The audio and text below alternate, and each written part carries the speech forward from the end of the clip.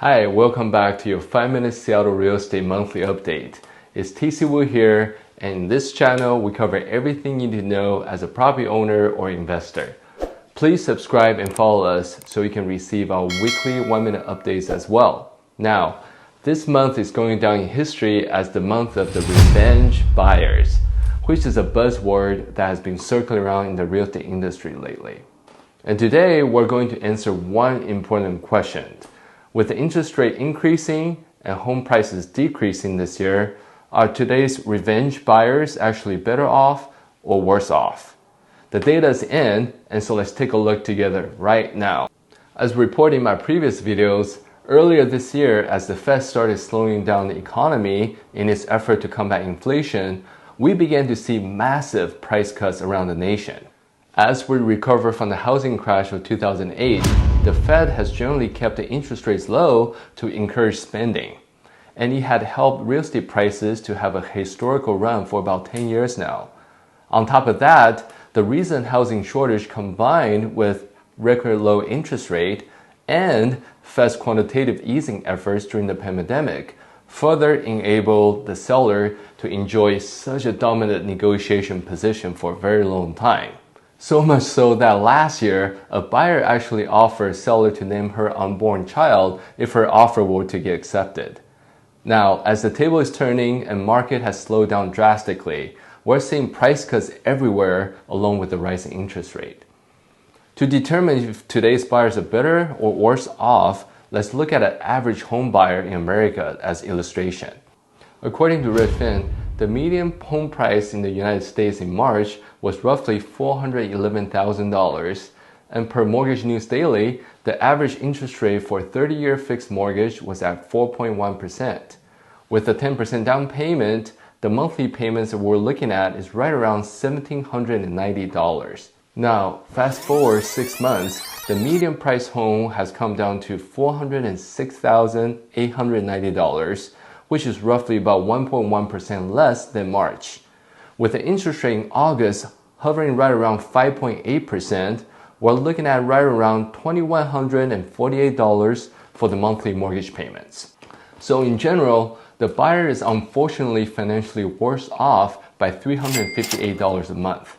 However, for some buyers, there's actually a silver lining as the market cools down.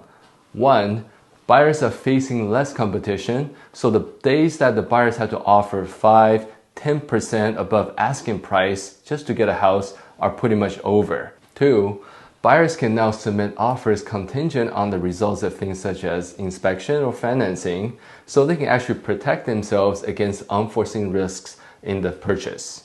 Three, previously, buyers who are putting minimal down payment or can only make contingent offers had a hard time finding a seller willing to accept their offers. By the way, a contingent offer means the buyer's offer is conditioned on selling their existing properties first.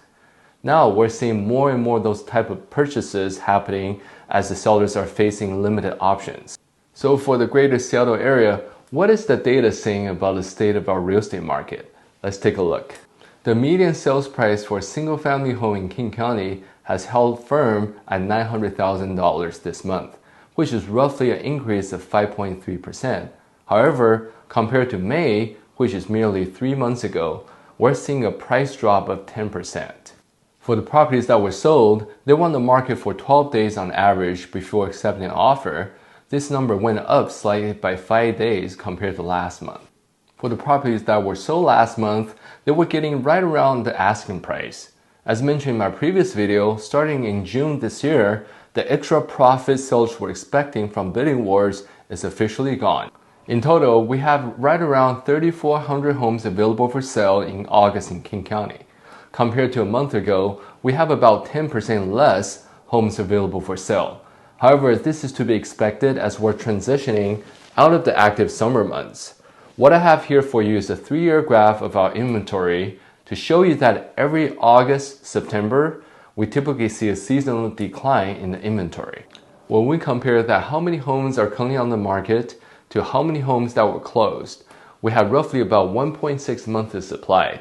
As a balanced market is between 4 to 6 months, we're technically still in a seller's market.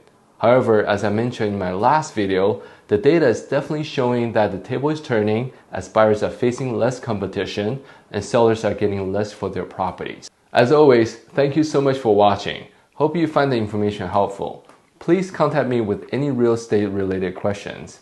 Please subscribe to this channel so you can receive our weekly 1-minute updates as well.